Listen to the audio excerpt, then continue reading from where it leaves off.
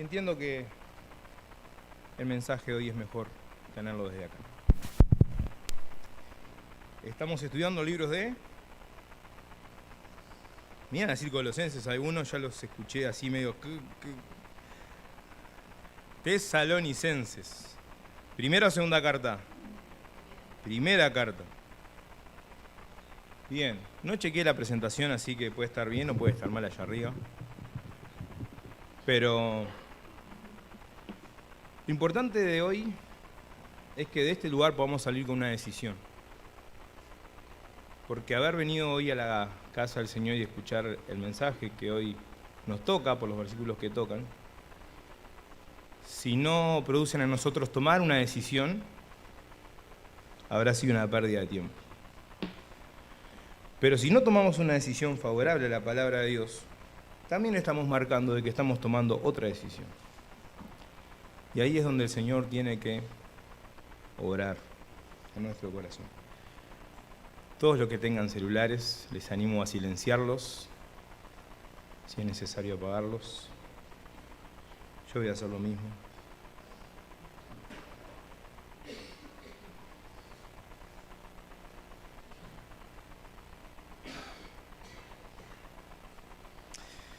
Bien, comencemos. Introduzcámonos un poco en lo que nos toca para hoy. El contexto de estos versículos están en medio de una exhortación que el apóstol viene dándole a los hermanos en Tesalónica. Si bien hemos estudiado al principio que era una iglesia, por decirlo así, una iglesia modelo, no dejamos de observar que el apóstol Pablo tiene que exhortar a estos hermanos en algunas áreas. Y no siempre las exhortaciones son malas, porque no es así. Exhortar es para animar y para edificar y para de repente corregir cosas que no están del todo mal, pero si no las atacamos al tiempo pueden ser muy perjudiciales. Y el apóstol Pablo está haciendo esto. No obstante, en la iglesia en Tesalónica habían algunas cosas que sí eran necesarias arreglar. Y el ámbito de esta exhortación es el ánimo del apóstol a decirle a los tesalonicenses: en estas cosas abunden más y más. Esta palabra o esta frase aparece en el versículo 1 del capítulo 4, pero también va a aparecer en los versículos de hoy. Y después también la exhortación es a vivir y a obedecer al Señor y con nuestras acciones vivir en la santidad de Dios, que esa es la voluntad de Dios, en lo que hemos venido estudiando desde el versículo 3 hasta hoy. Creo que empezó Brandon y siguió Pablo. No sé si alguien más, pero tuvimos por lo menos como 2 mensajes vinculados a este tema. Ahora nosotros también estamos estudiando Levítico los miércoles y es interesante porque Levítico apunta mucho a la santidad del pueblo de Dios porque Él es un Dios santo. Dice: yo soy santos, entonces ustedes también seréis santos. Y Levítico 10:3 dice: esto es lo que habló Jehová diciendo: en los que a mí se acercan me santificaré, y en presencia del todo el pueblo seré glorificado. Isaías 29:23 dice: porque verá a sus hijos, obra de mis manos, en medio de ellos, que santificarán mi nombre y santificarán al Santo de Jacob y temerán al Dios de Israel. Entonces, conectando estas dos cosas, lo que podemos ver es que es real que Dios nos santifica a nosotros, porque si no sería imposible estar en la presencia de un Dios santo, y Dios nos santifica a nosotros una vez que llegamos a Cristo, y eso es uno de los beneficios de la salvación en Cristo. Pero también es real que Él es santificado y glorificado cuando sus hijos vivimos en obediencia a su voluntad. Por tanto, el llamado de Dios en esta exhortación para nosotros hoy es a vivir santificando y glorificando su nombre por medio de nuestras acciones. Puntualmente, para los versículos que vamos a ver hoy, Dios nos llama a santificar y a glorificar el nombre suyo en nuestras relaciones interpersonales a través del amor fraternal. Y la pregunta que me hacía leyendo esto es: ¿será importante atender a este llamado? ¿Ustedes qué piensan? 2, 3 sí, el resto no sabe, no contesta. No pasa nada, está bien. Si contestás mal en un examen te restan puntos, entonces preferible a veces no contestar. Hermanos, sí es importante, porque hay una acción que está sucediendo simultáneamente. Si no estamos glorificando y exaltando el nombre de Dios, automáticamente lo estamos maldiciendo. La Biblia dice: el que no recoge, desparrama. Hay un ejemplo que es el del apóstol Pedro,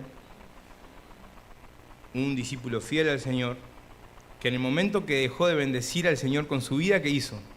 Lo maldijo. Hay uno de los relatos de los evangelios que cuando él niega a Jesús, no me acuerdo si es Marcos, pero la tercera vez que él niega a Jesús, él dice que lo maldijo.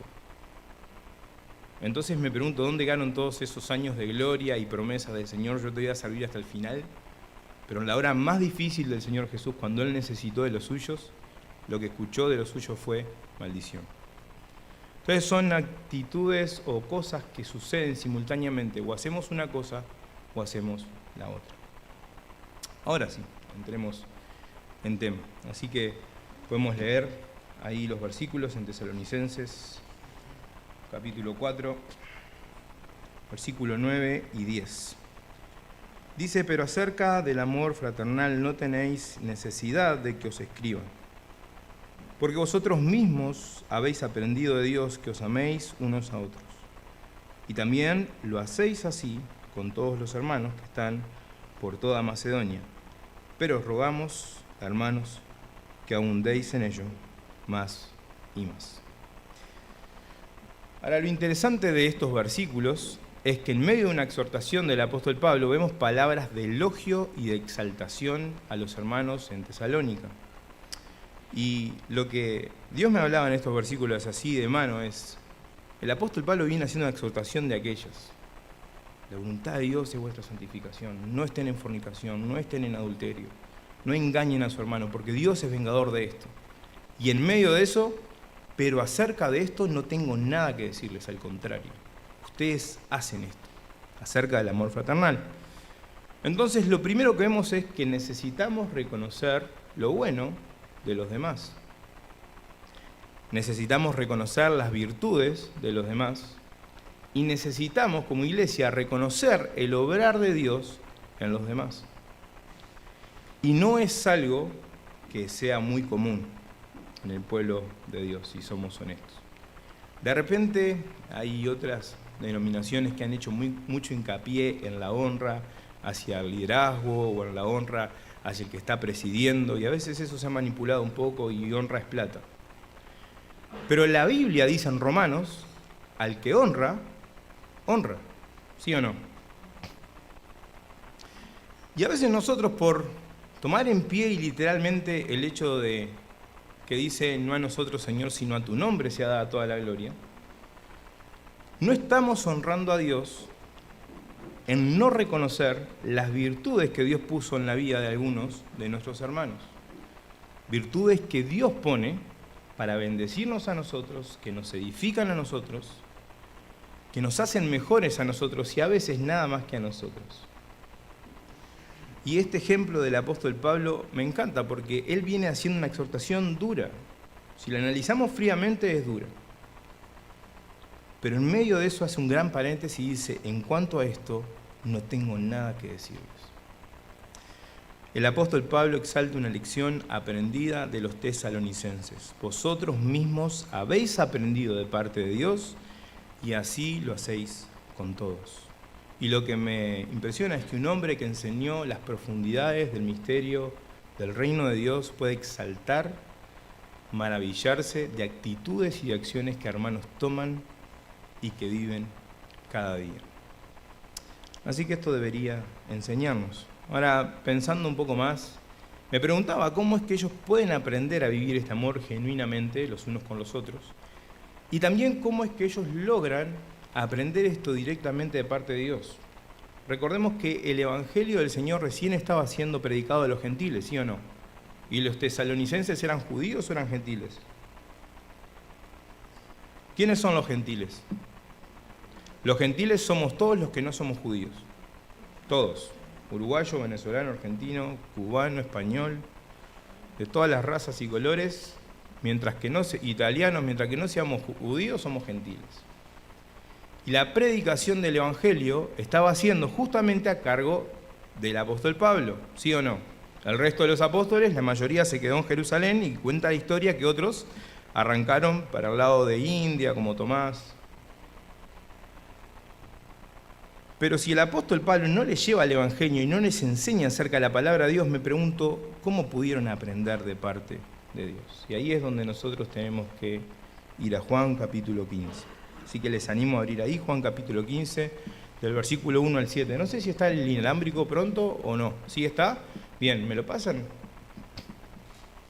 Virginia, vos que tenés voz de maestra, directora, ¿podés leer estos versículos del 15 al 17? Y ya que estamos, si me puedes traer un vaso de agua, yo te agradezco. Juan 15, del 1 al 17.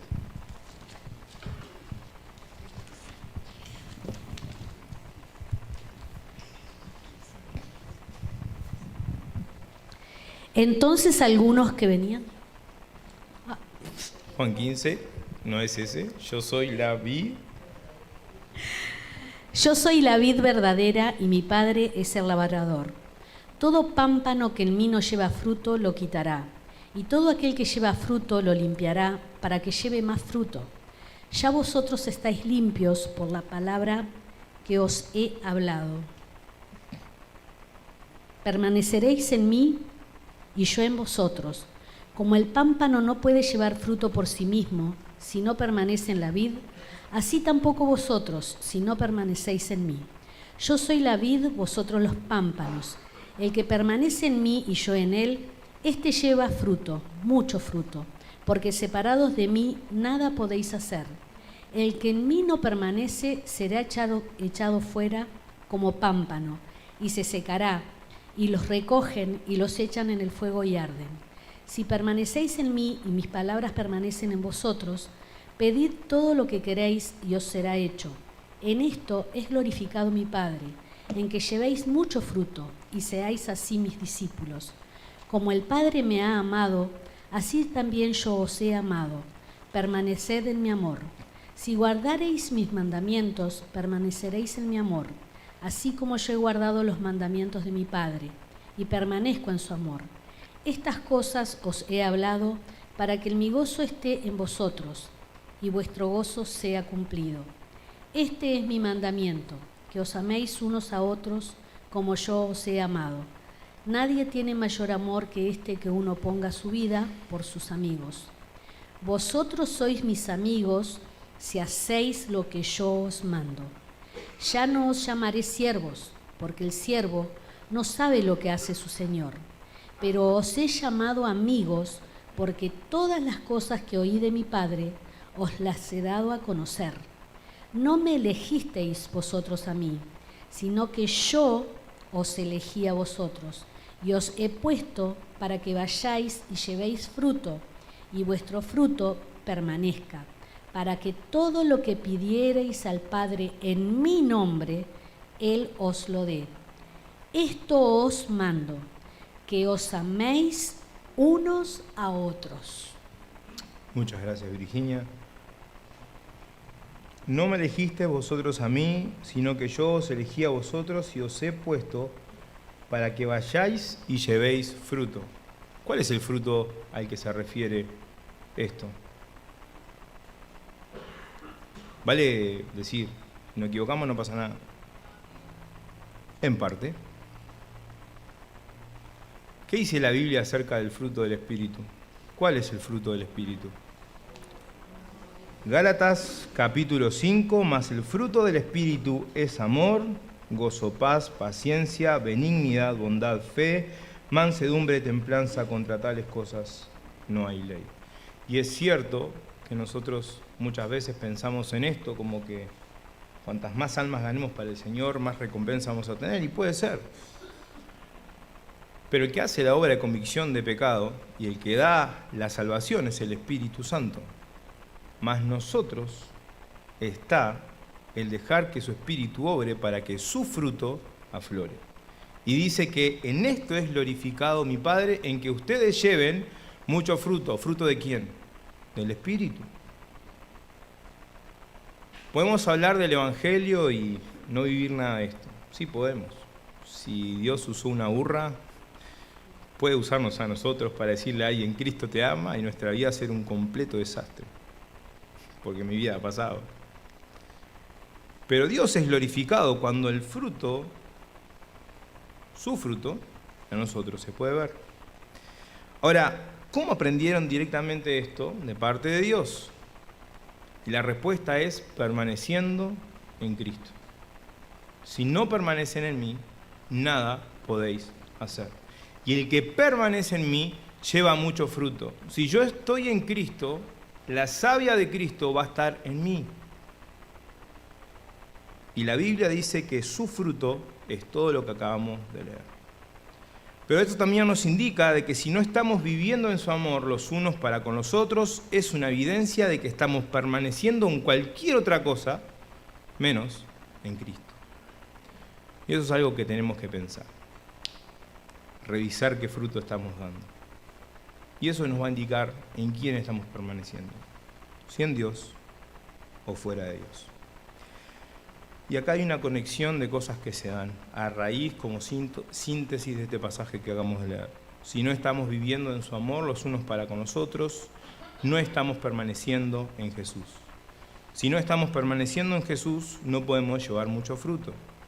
Si no estamos llevando mucho fruto, no estamos glorificando a Dios. Si no estamos glorificando a Dios, entonces no estamos viviendo en santidad. Y esta es la voluntad de Dios para nosotros. Entonces, si conectamos Tesalonicenses con Juan, hay cosas que tenemos que revisar. Pero este mismo Juan escribe a una iglesia y eleva un poco más la vara. Así como Jesús toma la ley y la eleva, y por ejemplo dice, oíste que fue dicho no adulterarás, pero Jesús dice cualquiera que codicie a una mujer en su corazón ya adulterado con ella. Juan hace exactamente lo mismo de lo que él escuchó hablar de su maestro. Así que vamos a leer y abrir Primera de Juan y vamos a leer 2 capítulos. Primera de Juan 2 del 7 al 11 y Primera de Juan 3 del 11 al 18. Pablo, ¿podés leer vos?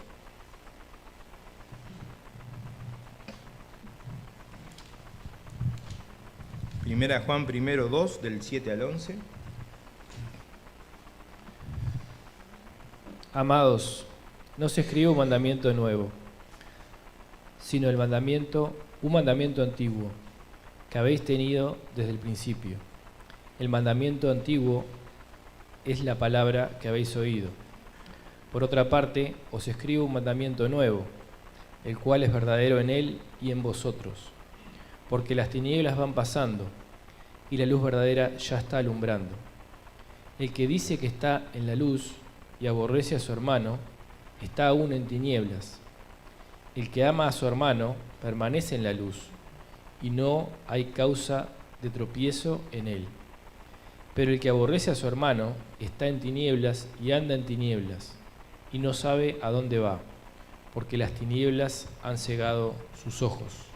Y en el capítulo 3, versículo del 11 al 18. Porque este es el mensaje que habéis oído desde el principio, que nos amemos unos a otros. No como Caín, que era del maligno, y mató a su hermano. ¿Y por qué causa lo mató? Porque sus obras eran malas, y las de su hermano justas. Hermanos, no os maravilléis si el mundo os odia. Nosotros sabemos que hemos pasado de muerte a vida, porque amamos a los hermanos. El que no ama permanece en muerte. Todo el que aborrece a su hermano es homicida, y vosotros sabéis que ningún homicida tiene vida eterna permanente en él. En esto conocemos el amor, en que Él puso su vida por nosotros. También nosotros debemos poner nuestras vidas por los hermanos. Pero el que tiene bienes de este mundo y ve a su hermano en necesidad y cierra su corazón contra él, ¿cómo puede morar el amor de Dios en él?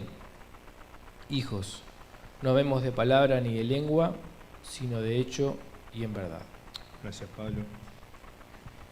En los 2 pasajes aparece la frase, este es el mandamiento desde el principio, o el mandamiento antiguo. Y es el mandamiento que Dios le da a su pueblo y es el mandamiento que Dios quería que su pueblo pusiera por obra para que sea un sello suyo en medio de los otros pueblos paganos, el amor entre ellos. Primer mandamiento, amarás al Señor tu Dios con todo tu corazón, con toda tu alma, con toda tu mente. Y el segundo, amarás a tu prójimo como a ti mismo. Y eso es desde la antigüedad. Y Cristo toma ese mandamiento y lo eleva y lo vive. Juan lo ve y años después Juan lo eleva a nosotros. Un mandamiento antiguo, pero no es un mandamiento nuevo.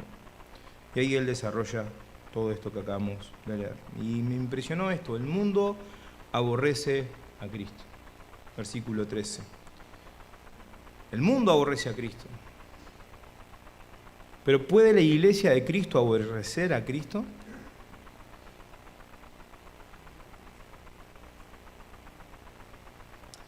¿Puede el cuerpo aborrecer a su cabeza? ¿Puede un miembro del cuerpo aborrecer a otro miembro del mismo cuerpo que él forma parte?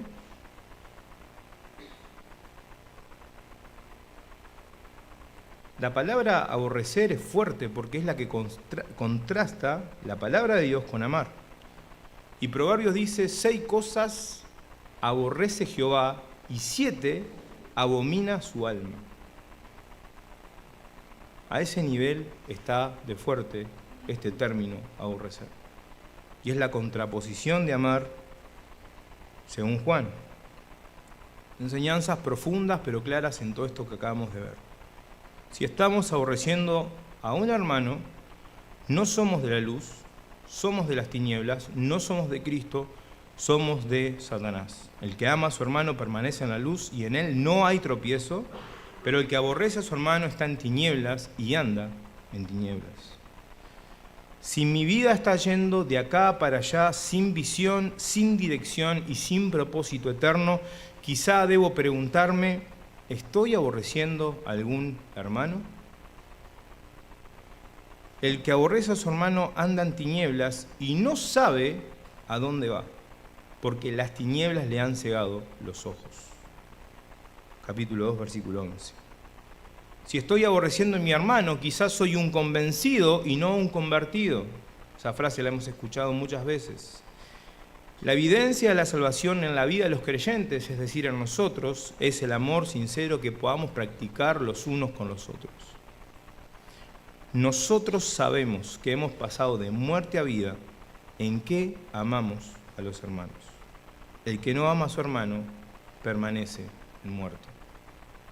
Si vos crees que sos salvo, si yo creo que soy salvo y no estoy mostrando amor, debería revisar si realmente soy salvo. Si estoy aborreciendo a mi hermano, a los ojos de Dios soy un homicida. Y eso es fuerte. El apóstol usa un solo ejemplo del Antiguo Testamento y es el ejemplo de Caín, quien mató a su hermano. Y lo interesante de Caín, que Caín también era un religioso.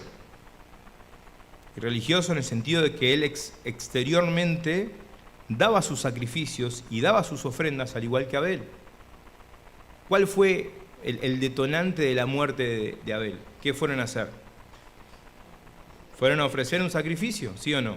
Solo que Abel ofreció lo que Cristo, lo que Dios le pidió, y Caín ofreció lo que él quiso. Pero no podemos decir de que él no ofreció algo a Dios. ¿Sí o no? ¿Estamos de acuerdo en eso? Bien. Y un hombre que sacrificaba y ofrendaba terminó matando a su hermano. Por eso esta comparación.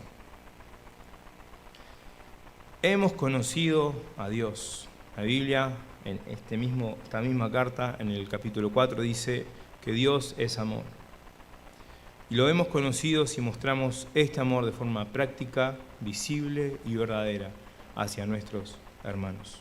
Pero el que tiene bienes de este mundo y ve a su hermano tener necesidad y cierra contra él su corazón, ¿cómo mora el amor de Dios en él? Hijitos míos, no amemos de palabra ni de lengua, sino de hecho y en verdad. Ahora yo le digo: Juan, es fácil para vos decir todo esto, ¿no? Vos caminaste al lado de Jesús, vos lo viste, vos viste sus milagros, vos viste ese poder, vos estabas en la transfiguración, vos viste esa gloria que nosotros anhelamos ver, como cantamos: cara a cara espero verle, más allá del cielo azul. Y también le diría: ¿quién te ha visto y quién te ve? Boanerges. Esta palabra o este término Boanerges en arameo significa hijo del trueno. Y lo pueden buscar, Marcos capítulo 3, versículo 17. Y así Jesús definió a Juan y a Jacobo como hijos del trueno. ¿No sos el mismo que quería mandar fuego del cielo para consumir a los samaritanos? Vamos ahí, Lucas 9. Vamos a buscar en la Biblia y que nos hable la palabra de Dios. Lucas 9.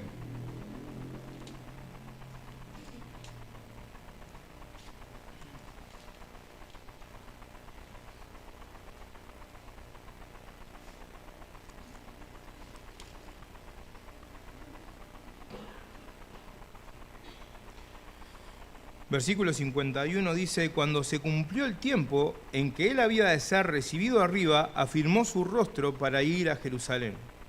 Y envió mensajeros delante de él, los cuales fueron y entraron en una aldea de los samaritanos para hacerle preparativos. Mas no le recibieron, porque su aspecto era como de ir a Jerusalén. Viendo esto sus discípulos, Jacobo y Juan, dijeron: Señor, ¿quieres que mandemos que descienda fuego del cielo como hizo Elías y los consuma?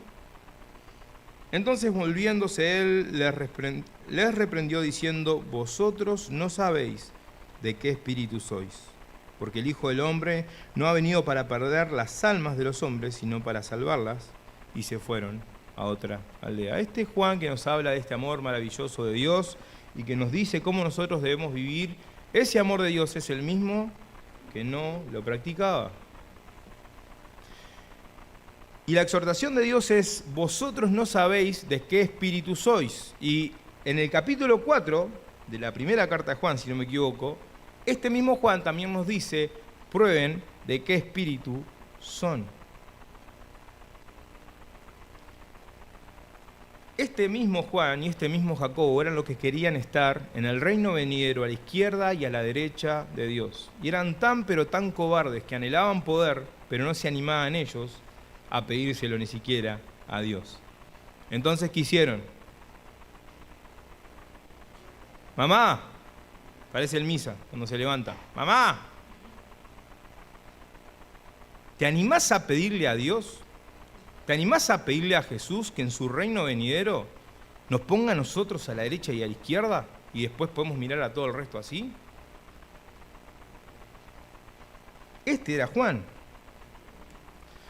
Entonces, el apóstol Juan es un vivo ejemplo de que un encuentro verdadero con Jesús cambia y transforma hasta los corazones más duros en corazones tiernos y piadosos. Pero para eso hay que estar dispuesto a ser tratado por Dios. Cuenta la historia toda lo que Juan pasó, cómo él murió, cómo él vivió, los precios que él pagó por servir al Señor. Las persecuciones, los azotes, las burlas. Y él fue tratado fuertemente por el Señor, a tal punto de que ese amor que él vio en Jesús, al tiempo, él lo puede vivir y luego puede exhortarnos a nosotros, porque Dios lo usa a él, si creemos que la palabra es inspirada por Dios. Pero volviendo a nuestros amigos de Tesalonicenses, o a los tesalonicenses, a mí me surgen más preguntas. Porque el apóstol Pablo, para elogiar algo, no es tan fácil. Si leemos las cartas del apóstol, es más para dar un palo y bajarte la caña que Juan. Juan es más amable. Hijitos míos, su forma de hablar. Hijos. El apóstol Pablo, ¡pum! Y en medio de su exhortación abre el abanico para elogiar. Estos tipos que eran de otro planeta, que no se llevan mal entre ellos, no tienen problemas. No hay ningún Elías ahí difícil de soportar. Me pregunto en serio. Porque para elogiar el amor fraternal a la forma que ellos lo vivían, entre ellos y fuera de ellos, en toda la región de Macedonia, es mucho. Acá, si hoy somos 70, es mucho, me parece. No sé cuántos seremos, 100 ponele. Y si somos honestos, no sé si el apóstol puede elogiar nuestra forma de amor fraternal los unos con los otros. Pero el apóstol lo hace con la iglesia y en toda la región. Así que multipliquen estos 100 por 10, por 1000, por los que quieran. El sello de estos hermanos era el amor fraternal que vivían entre ellos. ¿No tenían problemas? Sí, claro que sí. No era fácil todo lo que estaba pasando. Primero, ya lo repasamos, Hechos 17, las persecuciones que sufrieron. No solo por los judíos, sino también por los mismos tesalonicenses que rechazaron a Jesús.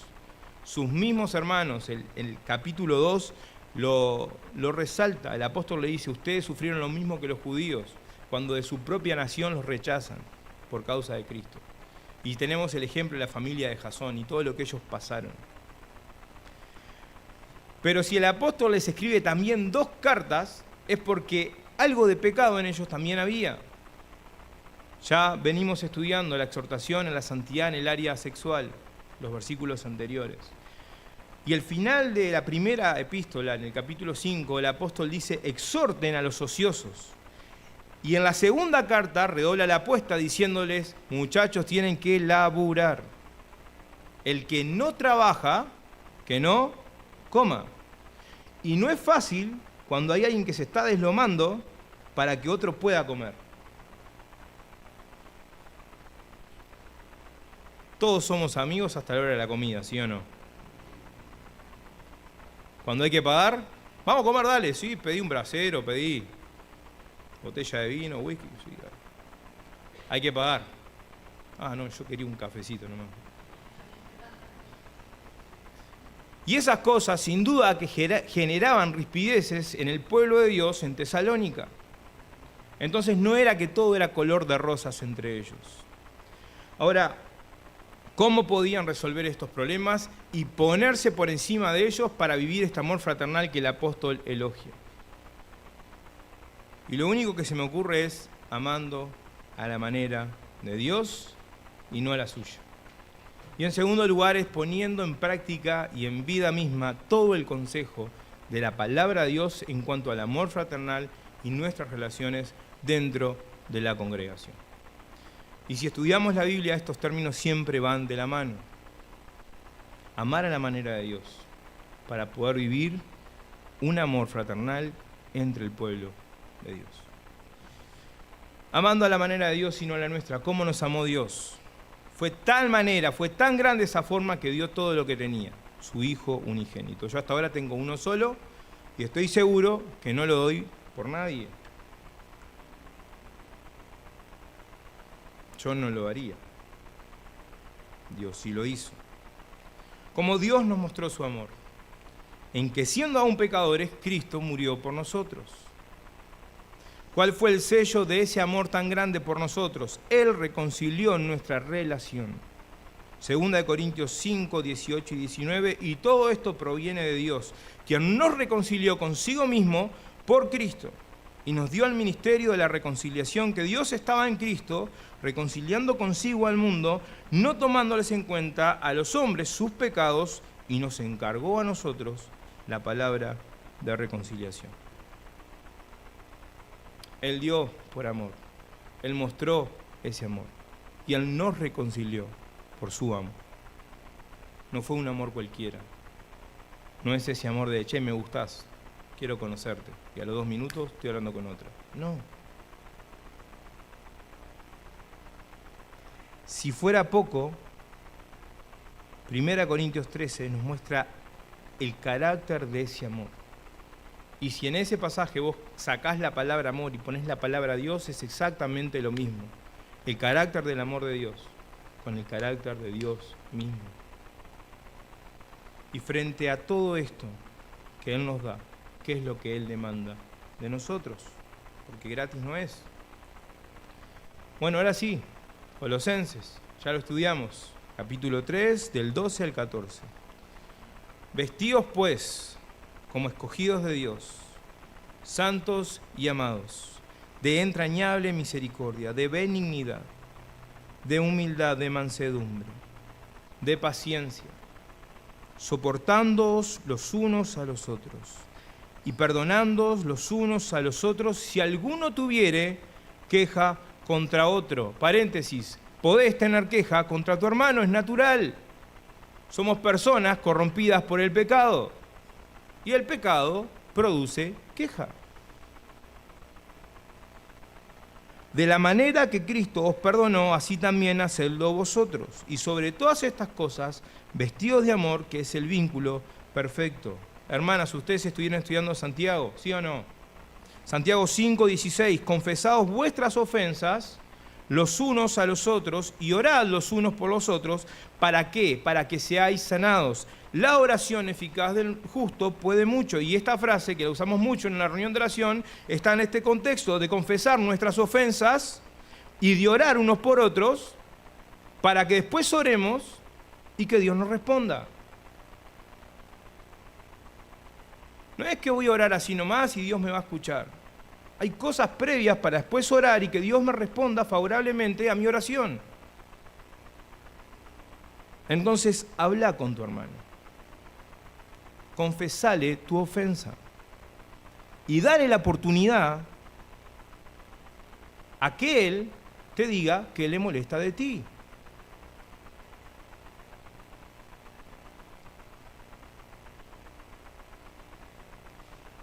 Y hay un propósito: ser sanados.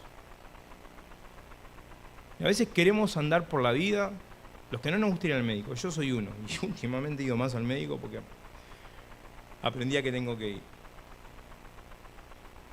Una herida, tremendo tajo, sangre por todos lados. No, me pongo una gasa y sigo.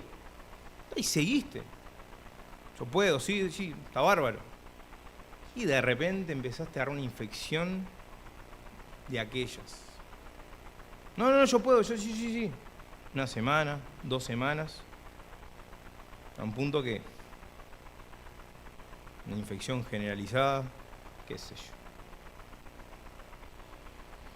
Y amados, si no tratamos nuestras heridas delante del Señor, y si no estamos dispuestos a ser sanados a la manera de Dios, por más que pongamos vendajes y parches nuevos cada día, la herida va a seguir abierta y expulsando lo peor que hay en nosotros.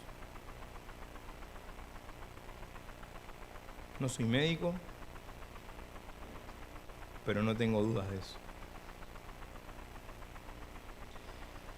Tender puentes y derribar los muros que nosotros mismos hemos decidido levantar entre nosotros requieren a veces conversaciones incómodas que saquen la mugre que hay dentro de la bolsa de nuestro corazón.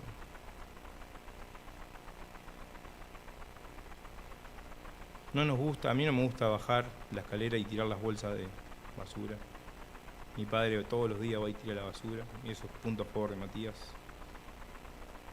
Es más, sube, golpea la puerta: Cecilia, ¿tenés basura para tirar? Sí, Matías, acá están las bolsas. Y a veces nosotros, como sabemos que papá saca la basura, hacemos la corta. ¿Qué hacemos? Sacamos la bolsa de basura, la dejamos en el tacho grande afuera, pero ¿qué pasa? Están los perros. Ahora, no siempre pasa por culpa nuestra, ¿eh? ¿Y qué hace el perro? ¿El perro vuelve a qué? ¿A su vómito? ¿Sí o no? Busca la mugre, olfatea y va. Y todo eso que estaba ahí contenido, ¡pum!, lo muerde y lo saca y aflora. Mugre y todo el patio mugre. Yerba, cáscaras de, olor feo. Pero amados, si no sacamos la basura y la mugre que hay dentro de nuestro corazón, vamos a seguir oliendo a mugre. Este pasaje de Colosenses que nosotros leímos, también estudiamos que antes de eso, el mandato es ¿a qué? Haced morir todo esto: fornicación, impurezas, pasiones desordenadas. Está todo ese listado ahí. Y después de la exhortación de hacer morir todo esto, vístanse de. Entonces, si yo llevo mi camisa sucia, mi camiseta sucia debajo de esta camisa, por más que me ponga esta camisa limpia y mucho perfume, va a durar 4 o 5 horas. Si el perfume es bueno, durará una semana, qué sé yo. Pero el próximo que se me acerque: che, Elías, bañito no viene mal. No, pero yo me bañé. Sí, pero, hermano, no. ¿sabes qué pasó? No me cambié la camiseta. Hago así, y yo que soy de transpirar y de tener olores fuertes, se nota. Y a veces hay que sentarte, confesar tu ofensa, dar la oportunidad a hablar y a que otro te hable, examinar, corregir y seguir. ¿Has tenido que derribar un muro enorme sin herramientas? Los que trabajamos en la construcción allá, Ollito, Kevin, te piden derribar un muro de 12 metros y solo te dieron ni un escarbadiente a veces. Te dieron un martillo con un mango roto y deberías de tener un marrón de aquellos y herramientas fuertes para, con menos trabajo, derribarlo. Y amados, cuando nosotros entre nosotros levantamos voluntariamente los muros que queremos levantar para evitarnos y no hablarnos y no tratar nuestras ofensas, también no estamos provistos de las herramientas necesarias para derribar esos muros. Hasta que llegamos al consejo de la palabra de Dios. Nos revestimos de humildad. No sé qué te dice, pero necesito hablar contigo. Y estoy seguro que en tantos años que estamos juntos en esta iglesia, yo sé que yo he ofendido. Por cosas que hice, por cosas que no sabía que hice, y por cosas que no hice, pero te ofendieron igual. Y de la misma manera, puedo decir que ha sido al revés. Y eso es natural. Pero lo que debería ser más natural aún es vivir y practicar estas cosas. Vamos a tomar un mate.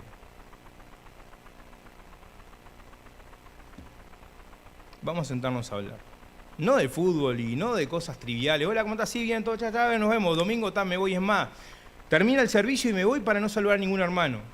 Pasa el que está cerrando la reunión, va a los anuncios, suena la puerta. Ya alguien se fue. Por eso es importante la congregación para tratar todo esto que hay dentro nuestro. ¿Dónde lo vamos a hacer? ¿En el mundo? No, acá.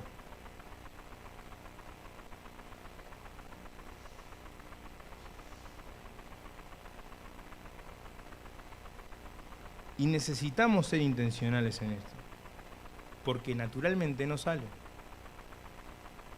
Dice el salmista, mientras callé, se envejecieron mis huesos. Y por dentro te vas secando, te vas enfriando tu corazón con el Señor. Y ya esa persona fervorosa en el Señor no deja de ser tan fervorosa. Y ya aquella sonrisa que estaba en nuestro rostro se va apagando. Y ya aquello que nos daba placer de servir juntos al Señor en cualquier ministerio de la iglesia y que pedíamos a gritos servir en un ministerio de la iglesia, ya no es tan importante. ¿Te pasó? A mí sí. 30 años tengo, 33. Y nací entre una iglesia, no lo elegí.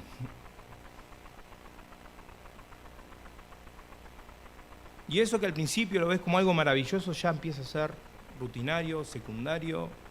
Yo quiero hacer mi vida. Pero cuando entramos a revisar para atrás, hubo algo que no atendimos a tiempo. Y cuando las cosas dentro de nuestro corazón no las sacamos, empiezan a brotar raíces de amargura. Y el fruto de nuestro árbol, cuando alguien lo toma y lo come, es amargo. Si un árbol de frutas está enfermo, ¿pensás que la manzana va a estar rica? No.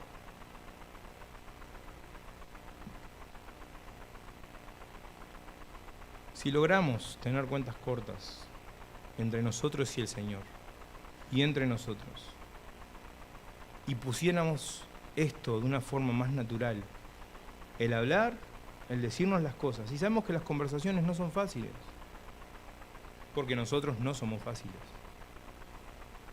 Hay muchas cosas que funcionarían y amaríamos a la manera del Señor. una confesión delante de Dios, cuando voy, Señor, perdona mis pecados. Y cuando confesás en serio, no cuando, Señor, perdona mis pecados, en nombre de Jesús, amén, a comer. No. Cuando venís quebrantado delante del Señor. Cuando caíste fuerte delante del Señor. ¿Vos pensás que eso agrada a Dios escuchar? Una parte sí, porque como padre te está diciendo, yo ya te vi y estaba esperando que vinieras a mí a aclarar tus cuentas conmigo. Pero la parte de la santidad de Dios choca con nuestro pecado. Y no es una conversación linda de escuchar.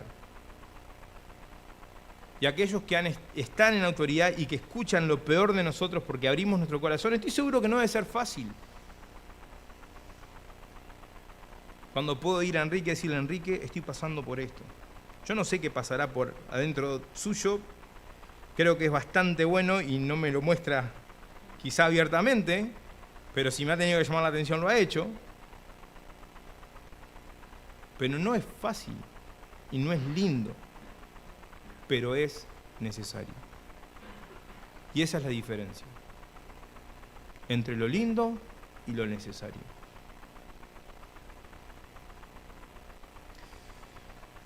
Si queremos vivir este amor fraternal a la manera de Dios como lo vivían los tesalonicenses, algunos tendremos que derribar nuestro orgullo, bajarnos de nuestro pedestal,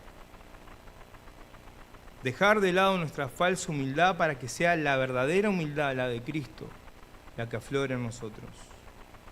Dejar pasar ofensas intrascendentes, dejar de ser indiferentes entre nosotros y entre los que tienen necesidad.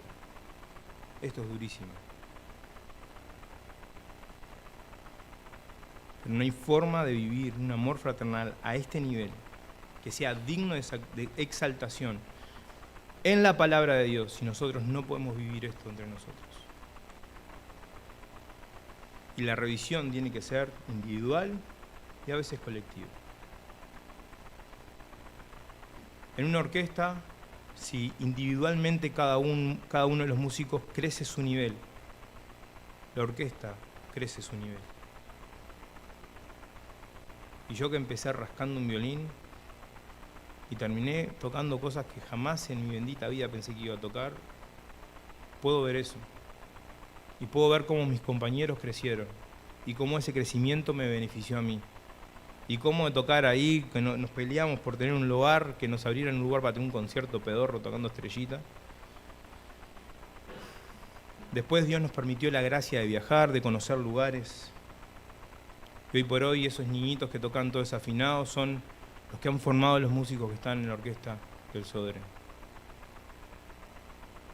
Hay cosas que empiezan en lo pequeño, pero si todos crecemos individualmente en esta gracia que Dios nos pide, el amor fraternal de la iglesia va a crecer a la medida de Dios. No es fácil.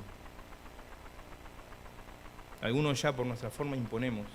No tengo cara de buenos amigos, pero si te acercás seguramente vamos a poder hablar. Amar a la manera de Dios implica entregarme a mi hermano, servir a mi hermano, reconciliarme con mi hermano. Si no estamos haciendo esto, estaremos amando como el mundo y no como ama Dios. ¿Saben qué es lo interesante de este nuevo mandamiento que Jesús les dio a sus discípulos? Es que justamente no fue en el Sermón del Monte, en un monte donde todo el pueblo podía escuchar. Fue en el aposento alto, cuando Él les dice, alguien de ustedes me va a entregar. Y Él se arrodilla, toma la toalla y le lava los pies. Y les dice, un mandamiento nuevo les doy, para que sepan que son mis discípulos. Que podamos tomar una buena decisión al escuchar esto. Si alguno en este tiempo lo he ofendido, les pido perdón. Y si alguno necesita hablar conmigo, lo personal, que soy el que está compartiendo este mensaje, hablemos. Pero también tené tu corazón dispuesto para hablar con tu hermano, aquel que te ha ofendido. Porque si no cambiamos esto, y nos quejamos de lo que estamos viviendo, todo va a seguir siendo igual. Y nada va a cambiar. Y quizá pasen los años, sigamos todos acá, y vamos a seguir con los mismos dramas de siempre. Que Dios nos ayude a poder ser fieles a su palabra.